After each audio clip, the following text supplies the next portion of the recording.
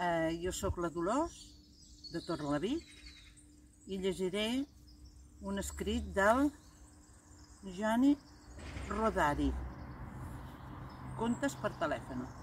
Bé, es diu Embolicant la troca. Hi havia una nena que es deia Caputxeta Groga. No, vermella. Ah, sí, Caputxeta Vermella. La seva mare la va cridar i li va dir: escolta, Caputxeta Verda, que no, vermella. Ah, sí, vermella. Vés a casa de la tia Pascàcia i porta-li aquesta pela de patata. No, vés a casa de l'àvia i porta-li aquesta coca. D'acord, d'acord. La nena se'n va anar al bosc i va trobar una girafa. Apa, quin embolic. Va trobar un llop i no pas una girafa. I el llop li va preguntar: quan fas 6 per 8? De cap manera. El llop li va preguntar: on vas?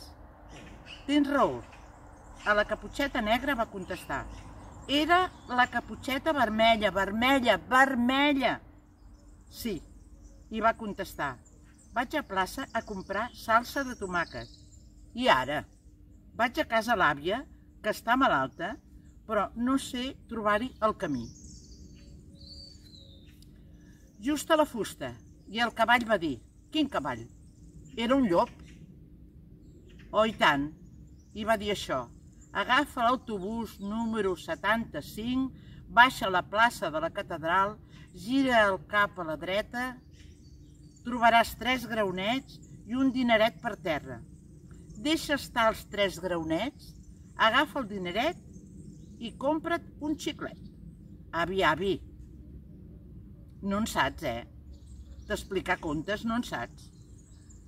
Tant ho confós, tant ho barreges, però tanmateix el xiclet sí que me'l podries comprar.